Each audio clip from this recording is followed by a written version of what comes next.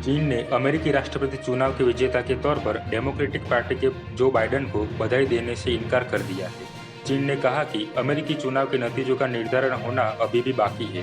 Donald Trump ने अभी तक अपनी हार स्वीकार नहीं की है, पर उन्होंने चुनाव नतीजों का कोर्ट में चुनौती देने की भी बात कही है। हालांकि भारत के प्रधानमंत्री नरेंद्र मोदी समेत दुनिया के कई नेताओं ने बाइडेन को जीत बधाई दे चुके हैं।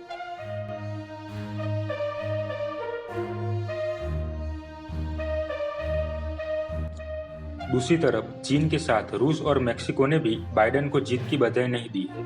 चीन ने कहा कि उन्होंने इस बात का संज्ञान लिया है कि बाइडेन को चुनाव का विजेता घोषित कर दिया गया है। ट्रंप के 4 साल के कार्यकाल में चीन और अमेरिका के संबंधों की बात करें तो चीन और अमेरिका के बीच व्यापार को लेकर जंग छिड़ी रही, पर उसमें रही सही कसर कोरोना वायरस की महामारी आने के बाद पूरी हो गई। अमेरिका में कोरोना वायरस से भयंकर तबाही हुई और ट्रंप ने वायरस की तबाही के लिए चीन को ही जिम्मेदार ठहराया। अमेरिका और चीन के बीच शिनजियांग और हांगकांग में मानवाधिकार उल्लंघन को लेकर भी भिड़ंत होती रही।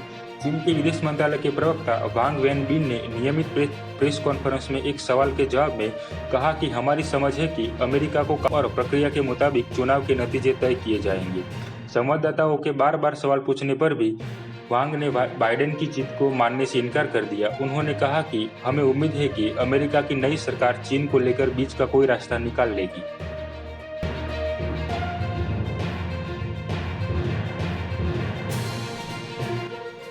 चीन के साथ मेक्सिको और रूस ने भी बाइडेन को बधाई नहीं दी है। मेक्सिको के राष्ट्रपति मैनुअल लोपेज ओब्रेडोर ने ट्रंप का साथ देते हुए कहा था कि जब तक कानूनी लड़ाई खत्म नहीं हो जाती है तब तक वो बाइडेन को जीत की बधाई नहीं देंगे, और उन्होंने ट्रंप की तारीफ भी की थी।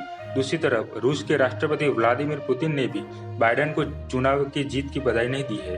दिलचस्प बात यह है कि रूस की विपक्षी पार्टी ने बाइडेन को जीत की बधाई दे दी है। ऐसा माना जा रहा है कि बाइडेन रूस के खिलाफ ज्यादा आक्रामक और सख्त रवैया अपना सकते हैं।